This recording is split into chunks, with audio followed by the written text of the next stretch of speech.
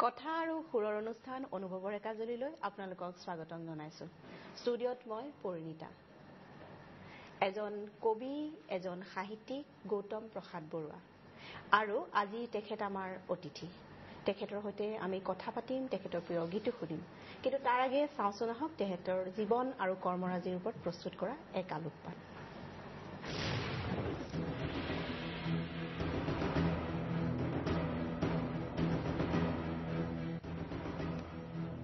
মোৰ জন্ম বিপ্লৱৰ জুইৰ মাজত। মোৰ জন্ম বিপ্লৱৰ জুইৰ মাজত, যেতিয়া ভাৰতৰ পূব আকাশত তিৰবিৰ কৰি জ্বলিছিল পৰাধীনতাৰ পুৰণি সূৰ্য। মোৰ জন্ম তেতিয়াৰ দিনত। মোৰ জন্মৰ কান্দোনত হেনো নাছিল আৰ্তনাদ দুৰ্বল হৃদয়ৰ, কাৰণ মোৰ জন্ম বিপ্লৱৰ জুইৰ মাজত। মোৰ শৈশৱ অতি ৰমণীয়, কাৰণ তেতিয়া পূব আকাশত জ্বলিছিল নতুন সূৰ্য। সেই কিৰণে মোক পুৰি নিকা কৰি তুলিছিল, মোৰ মনত নতুন অনুভূতি জগাইছিল। মোৰ বিপ্লৱৰ অৰ্থ সমদল নহয় সভা মেচিন গানৰ। মই ভাবো মোৰ দায়িত্ব সমাজক জগাই তোলাৰ, নতুন ভাৱৰে আগুৱাই নিয়াৰ। কবি সাহিত্যিক গৌতম প্ৰসাদ বৰুৱাৰ জন্ম হয় 1942 চনত নগাঁৱত। গুৱাহাটীৰ ঐতিহ্যমণ্ডিত কটন কলেজৰ পৰা কলেজীয়া শিক্ষা সাং কৰাৰ পিছত এইজনা সাহিত্যিকে গুৱাহাটী বিশ্ববিদ্যালয়ৰ পৰা অৰ্থনীতি বিষয়ত স্নাতকোত্তৰ ডিগ্ৰী লাভ কৰে। হায়দৰাবাদ আৰু আমেৰিকা যুক্তৰাষ্ট্ৰৰ মিছৌৰীৰ পৰা মেনেজমেণ্ট শিক্ষা লাভ কৰা গৌতম প্ৰসাদ বৰুৱাৰ পিটিআইৰ টেলিপ্ৰিণ্টাৰ অপাৰেটৰ হিচাপে কৰ্মময় জীৱনৰ আৰম্ভ হয় মাত্ৰ 16 বছৰ বয়সতে। ইয়াৰ পিছত এইজনা ব্যক্তিৰ কৰ্মৰ ক্ষেত্ৰখন প্ৰসাৰিত হৈ পৰে ৰেডিঅ'ৰ ঘোষক, সাংবাদিক, ইণ্ডিয়া কাৰ্বনৰ এক্সিকিউটিভ আদি বিভিন্ন অনুষ্ঠানৰ সৈতে। 1998 চনত অসম সাহিত্য সভাৰ সন্মানীয় হেম বৰুৱা বঁটাৰে বিভূষিত এইজন ব্যক্তিৰ লিখনিয়ে অসমৰ সাহিত্যৰ ভঁৰাল চহকী কৰিছে। 1973 চনত প্ৰকাশ পাইছিল গৌতম প্ৰসাদ বৰুৱাৰ প্ৰথম কবিতা পুথি অনুভৱ। কবিতাৰ নিচা থকা এইজন ব্যক্তিৰ তাৰ পিছৰ পৰ্যায়ত প্ৰকাশ পাইছিল আন বহুতো কবিতা পুথি আৰু বহুতো ভ্ৰমণ কাহিনী। কবি সাহিত্যিক গৌতম প্ৰসাদ বৰুৱা ঘৰুৱা জীৱনতো এজন সম্পূৰ্ণ ব্যক্তি। মই মোৰ দেউতাক খুবেই বেছি মৰম কৰোঁ আৰু এটা আদৰ্শ হিচাপে ধৰোঁ। মোৰ দেউতা মোৰ কাৰণে for everything in my life, every step in my life he has been there for me. মোৰ দেউতা has been an inspiration for me. যেতিয়া কিবা প্ৰব্লেম হয় জীৱনত, তেতিয়া I know that there is somebody back home. মোৰ দেউতা আছে who I can go back to and he'll help me solve that problem. Which I feel that he's a very good human being. You can learn a lot from him as a human being. Of course, our family to pillar hai Deota. As a person, he is very, very approachable, very amiable. Anybody can go to him and he's there for that person to help him out. He's always been a motivator for me. I'm very, very proud to be her daughter. কৰ্মব্যস্ততাৰ মাজতো তেওঁ এজন সফল স্বামী আৰু দায়িত্বশীল পিতৃ। গৌতম প্ৰসাদ বৰুৱাই বৰ্তমান তেওঁৰ কৰ্মময় দিনবোৰ সমান্তৰালকৈ পাৰ কৰিছে গুৱাহাটী, কলকাতা আৰু লছ এঞ্জেলছত। নিজৰ লিখনিৰে সুন্দৰকৈ জীৱনটো সজোৱা এজন ব্যক্তি গৌতম প্ৰসাদ বৰুৱাৰ মনৰ কথাৰে আজিৰ অনুভৱৰ একাজলি। হয়, আজি আমাৰ অতিথি গৌতম প্ৰসাদ বৰুৱা। ছাৰ, আপোনাক আমাৰ অনুষ্ঠানলৈ স্বাগতম জনাইছো। শৰতৰ সুন্দৰ এটি পুৱাত আজি আপুনি আমাৰ মাজত উপস্থিত আছে। আপোনাৰ সৈতে আমি বহুত কথা পাতিম, আপোনাৰ প্ৰিয় গীতো শুনিম। নিশ্চয়। প্ৰথমতে শুভ বিজয়া আপোনালৈও জনাইছো। আৰু কথাৰ পাতনি মেলিছো, আপুনি পূজাটো পাৰ কৰিলে কলিকতাত এবাৰ, গতিকে কলকাতাৰ পূজা আপুনি সুন্দৰকৈ উপভোগ কৰিলে। আপোনাৰ মানে বাৰু পূজা কি? আপোনাৰ মনত পূজাৰ কেনেকুৱা? অতি সুন্দৰ প্ৰশ্ন দি আৰম্ভ কৰিছা। পূজা মই কলিকতাত আৰম্ভ কৰিলো আৰু শেষ কৰিলো গুৱাহাটীত আহি। আৰম্ভ কৰিলো ভোজ ভাত, আড্ডা আৰু নেটৱৰ্কিং এদি কলিকতাত, আৰু শেষত আহি গুৱাহাটীত নেটৱৰ্কিং শেষ হ'ল। কালি যেতিয়া আহি পেলাই পাওঁ, মই ইয়াতো ভাষণ দেখিলো, বিসৰ্জন দেখিলো আৰু বন্ধু বান্ধৱক লগ পালো ৰাতি আহি পেলাই, আৰু ইয়াত পূজাৰ খোলাখুলি কৰিলো। গতিকে পূজা আৰম্ভ হ'ল এটা আনন্দ উৎসৱৰ মাজেদি আৰু ইয়াত শেষ হ'ল খোলাখুলি দি। মোৰ বাবে পূজা এটা ধাৰ্মিক অনুষ্ঠান নহয়, ধৰ্মৰ অনুষ্ঠানেই একমাত্ৰ নহয়। মোৰ বাবে ই এটা ফেষ্টিভিটি, এটা সমন্বয়ৰ উৎসৱ। আজিকালি লাহে লাহে পূজা, লাহে লাহে খ্ৰীষ্টমাছৰ দৰে সমন্বয়ৰ এটা অনুষ্ঠান হিচাপে গঢ়ি উঠিছে, আৰু সেইটো এটা বৰ ভাল লক্ষণ। আৰু এনে আপুনিতো এজন খাদ্যৰসিক মানুহ, গতিকে পূজা বুলি আপুনি স্পেচিয়েলি কি খালে? খাদ্যৰসিক হয়, একচুৱেলি মই খাই ভাল পাওঁ। এইটো আমাৰ খাই ভাল পোৱাটো আমাৰ ঘৰৰ, আমাৰ বংশৰ এটা পৰম্পৰা। মোৰ দেউতাৰ পৰা আদি কৰি, বৰ্তাৰ পৰা আদি কৰি চবেই খাই ভাল পায়। মোৰ এজন বৰ্তা আছিল, তেওঁ আগতে যেতিয়া মঙলদৈত হাকিম আছিল, তেওঁ পাৰ খাই খুব ভাল পায়। আমাৰ সেই অঞ্চলত 3খন গাঁও আছিল, ভোমলাবাটি, বেজেৰা আৰু খেহনিপাৰা। তাৰ পৰা মানুহবিলাকে পাৰ লৈ আহে। গতিকে মানুহে সদায়তো কলৈ পাৰ লৈ যাওঁ, তেতিয়া কয় যে হাপা হাকিমৰ ওচৰলৈ লৈ যাওঁ। তাৰমানে পাৰ খাই ভাল পায় কাৰণে সেইটোৱে আহি আমাৰ ঘৰ পালেহি, আৰু আমিও খাই পেলাই ভাল পাওঁ। মই ৰন্ধা বঢ়াত সিমান পাকৈত নহয়, কিন্তু খাই ভাল পাওঁ। গতিকে এই পূজাত আৰম্ভ কৰিলো কেনেকে, এইবাৰ বাগ বজাৰ হ'ল আদি পাব্লিক পূজা। ইয়াৰ আগতে বংগদেশত কেতিয়াও পাব্লিক পূজা হোৱা নাছিল, মানে বাৰোৱাৰী পূজা, আমি ইয়াত যিটো কওঁ বাৰোৱাৰী পূজা হৈছিল বাগ বজাৰত।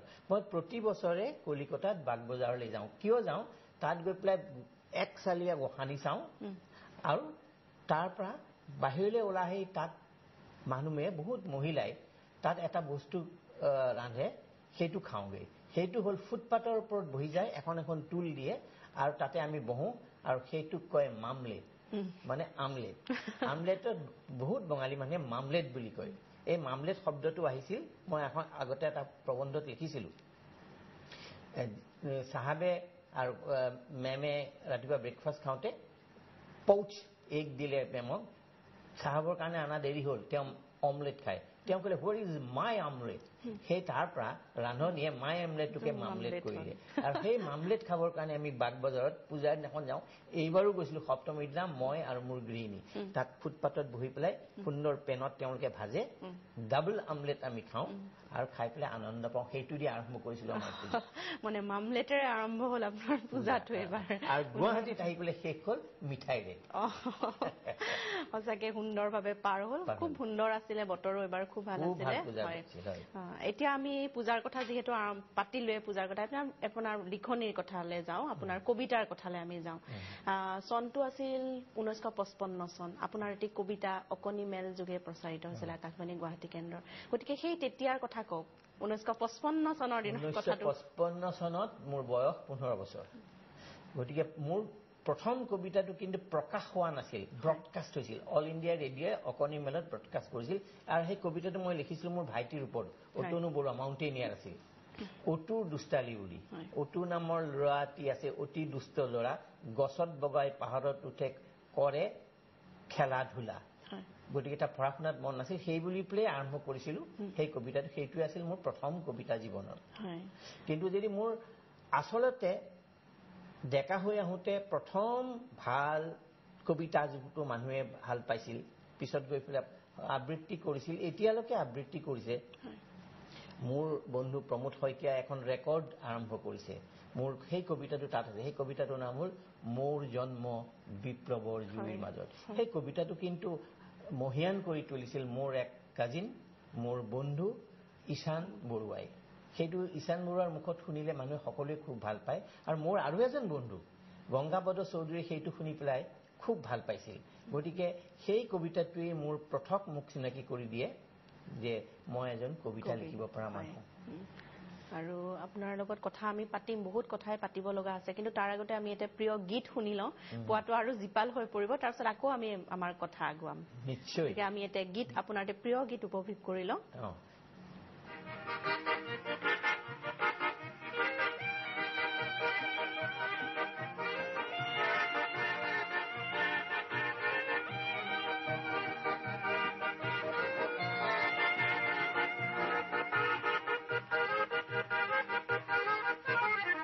মানুহে মানুহৰ বাবে যদিহে অকণো নেভাবে, অকণি সহানুভূতিৰে ভাবিব কোনে নোকোৱা সমনীয়া। মানুহে মানুহৰ বাবে যদিহে অকণো নেভাবে, অকণি সহানুভূতিৰে ভাবিব কোনে নোকোৱা সমনীয়া মানুহে মানুহৰ বাবে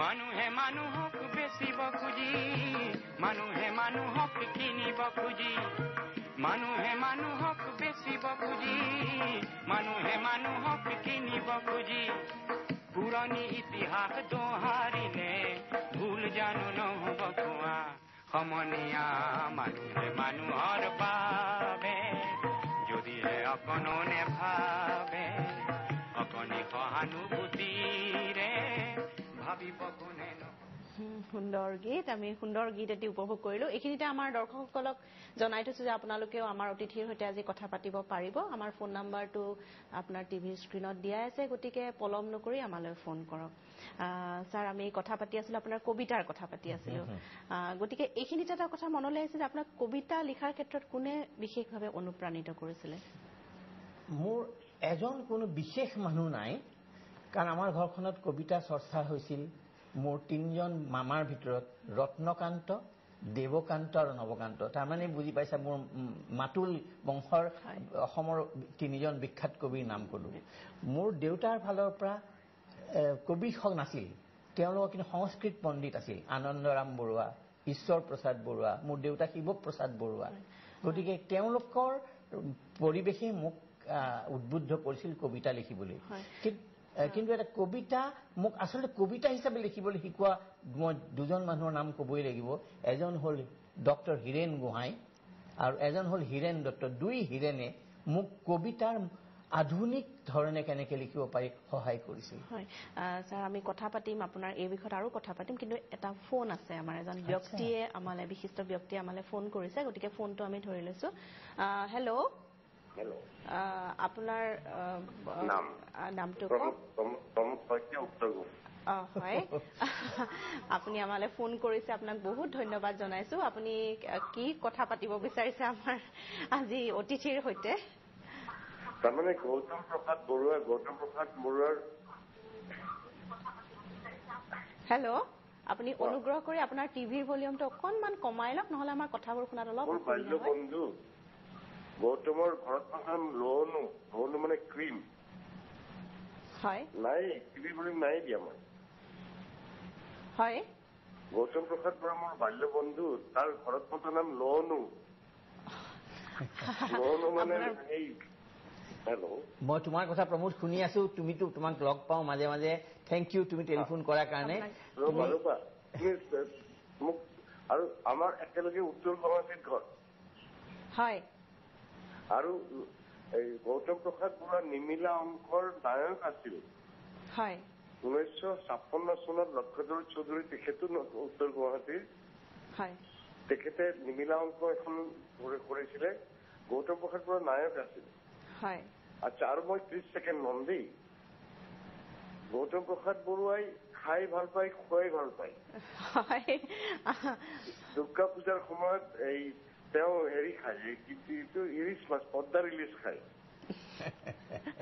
আৰু গৌতম নিজে এটা কবিতা ইমান ধুনীয়া অকে থেংক ইউ হয় আপোনাক ধন্যবাদ জনাইছো আপুনি সুন্দৰ কথা ক'লে আপোনাক বহুত ধন্যবাদ জনাইছো ফোন কৰাৰ বাবে আৰু স্যাৰ আমি কথা পাতিম আৰু এজন আগ্ৰহী দৰ্শক ৰৈ আছে তেখেতৰ ফোনটো লৈ লৈছো হয় আপোনাৰ নামটো কওক আৰু আপোনাৰ প্ৰশ্নটো কৰক নমস্কাৰ মোৰ নাম যদু কলিতা হয় মই মাজুলীৰ পৰা কৈছো হয় মই ছাৰক গুড মৰ্ণিং জনাইছো hello' good morning sir good morning sir আপুনি হয় অনুগ্ৰহ কৰি আপুনি আপোনাৰ টিভিৰ ভলিউমটো অকণমান কমাই লওক নহলে আমাৰ কথাবোৰ শুনাত অলপ অসুবিধা হৈছে আৰু আপোনাৰ প্ৰশ্নটো কৰক ছাৰক মই মাজুলীলৈ এটা মন্ত্ৰণ দিছো ছাৰ মাজুলীলৈ ছাৰ এপাক আহক বহুত ধন্যবাদ কলিতা মোৰ আচলতে এইটো দোষেই হৈছে মই মাজুলীলৈ যাব লাগিছিল বহুত দিন আগতেই কিন্তু মই যাব পৰা নাই মই নিশ্চয় যাম মোৰ বন্ধু সাহিত্যিক অগ্ৰজ নগেন শইকীয়া ডাঙৰীয়াই সদায় মোক কয় তেখেত মাজুলীলৈ গৈ আছে আৰু তেখেতে লেখাত